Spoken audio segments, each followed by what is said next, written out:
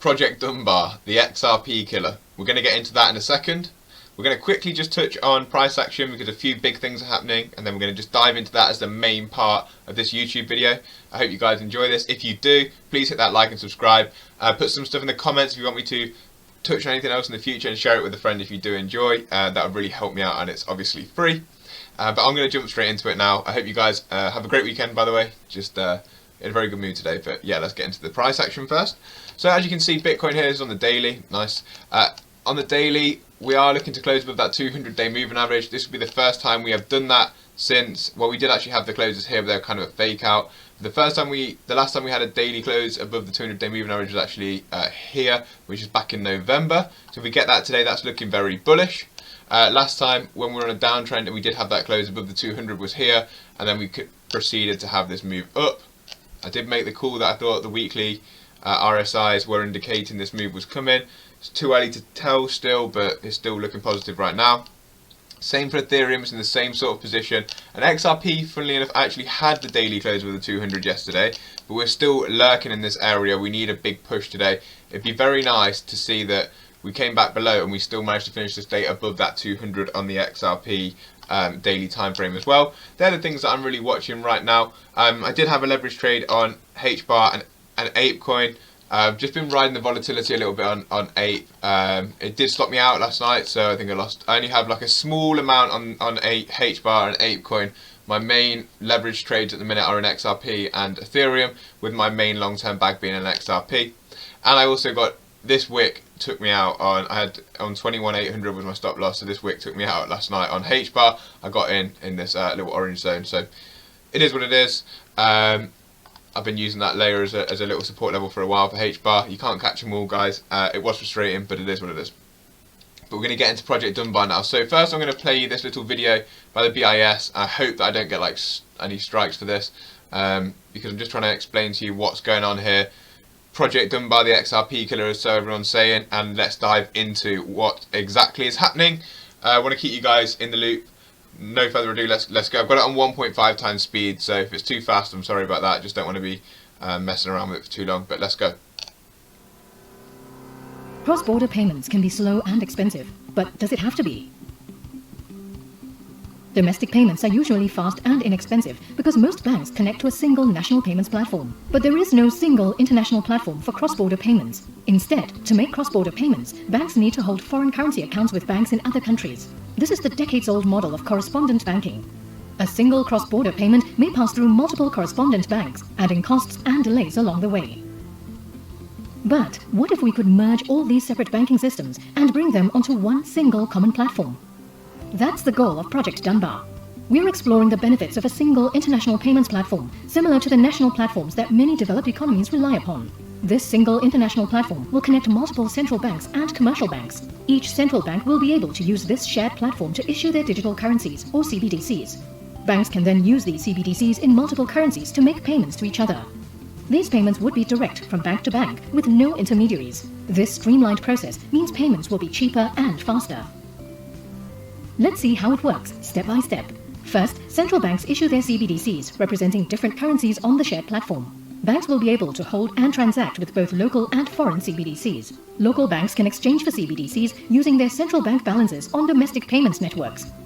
Non-local banks will be able to exchange CBDCs with other banks and hold CBDCs even from countries they do not have a presence in.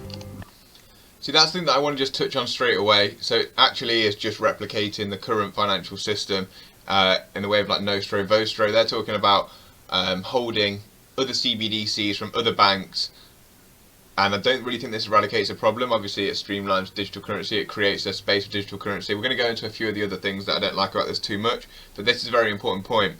They highlight the fact that they might still hold other bank CBDCs. Well, why would you need to do that if you had a neutral bridge asset that instantly exchanged the value from one CBDC to another? But I'll let this explain the rest and we'll jump into it after. As a result, it will be possible for all banks to pay each other directly in all the different CBDCs. However, while we can look forward to streamlined, cheaper and faster cross-border payments, there are challenges to overcome. The first challenge is governance. How do we get multiple central banks to share a common platform? Who will own and operate the platform? Can we resolve the national security concerns that come from sharing critical infrastructures with other central banks? The second challenge is access. How do we allow non-local banks to access and make payments with CBDCs? Can central banks trust banks from other jurisdictions when they do not supervise those banks directly? The final challenge is regulations and jurisdictional boundaries. Payment regulations are different in each country, so how do we simplify the cross-border payments flow while respecting these differences? BIS is working with multiple partners to solve these challenges. The ultimate goal is for a common settlement platform for multi-CBDCs. The ultimate goal is for a common settlement platform to solve these challenges. So, the ultimate... I just wanted to pause it there, missed it a few times. Now being the screen wide, nice. And this is something I wanted to touch on as well. I'm going to touch on this after. Their partners, design work, Accenture, led by R3, and Partior. These challenges. The ultimate goal is for a common settlement platform for multi-CBDCs in order to make cross-border payments cheaper, faster, and safer.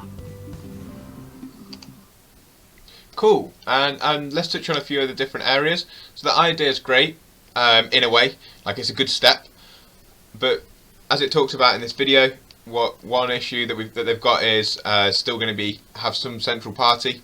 So who's going to own and operate that? Can you trust them?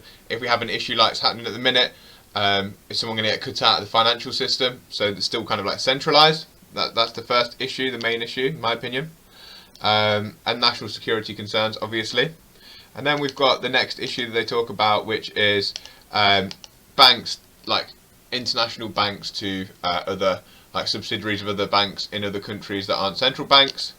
And then finally, international regulations on monetary transfers, or like everyone's financial systems are different inside their own countries. So how are you going to get them all to comply onto the same network? And let's get into a few of those things. So let's just say that XRP, in my opinion, would solve those problems. Obviously, it's a neutral bridge asset, so you wouldn't have to hold anyone else's CBDC. No one controls the ledger. It's a decentralized ledger. Yes, Ripple have a lot of the XRP supply, so that is something that needs to be looked at, and I think that needs to be looked at in general. But I don't think America would want to give it the world reserve currency status, so that would be something that I think America would really want to buy into. And with the new SDR, the re-evaluation, ESDR re-evaluation in June, July, this could be something that we see come up there as sort of conversation there, as a special drawing right, maybe with XRP. That's very speculative thought processes, but there is definitely some logic to that, in my opinion. And on top of that, obviously the jurisdictional frameworks for payments within your countries would be irrelevant if you were just paying in and out of a neutral bridge asset not owned by anyone on a decentralized ledger. So that's those concerns that they've got there eradicated straight away. And let's just get into, I showed you the partners. The partners were R3, Accenture, and who's the third? I don't know. Partior. So we're going to just go on to Crypto Aries tweet here. Project Dunbar using R3 managed and powered by Corda. Financial institutions could use CBDCs issued by participating central banks to transact directly with each platform, which each other on a shared platform. I don't think the idea is bad at all. People are saying that, well, they're going to use R3 to settle instead. Cool, they may do. R3 and Ripple used to work together. They had a lawsuit, and at the end of that lawsuit, R3 actually settled with Ripple, and they hold 1 billion XRP. For anyone who didn't know that, that's fact, you can go and look it up. The next things I want to touch on are this. So the project's design work is led by Accenture. Who are Accenture? Well, Ripple partner. Who write papers with Ripple on CBDCs. So 2 of the 3 partners for this project, one have the opportunity to settle in XRP, and the other one are a specific Ripple partner. So you've got to be careful when you read these headlines, guys, of what I'm saying. And something else I really want to throw into this mix are CBDCs, and I will do an in-depth video on CBDCs if that's something you guys like. Let me know in the comments about what they are, how they work, those sorts of things. But Jerome Powell obviously talking about CBDCs, and there was a little article in here that I did want to click and I've lost it. Okay, this.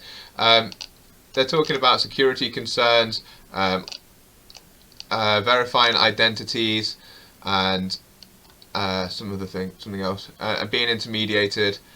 With the first report, the first phase of CBDC research technology by the Boston Fed and Massachusetts Institute of Technology, which is MIT University, which is this article here, and you can read into this, guys, if you want to have a look at the URLs in my in my YouTube, and this is the title.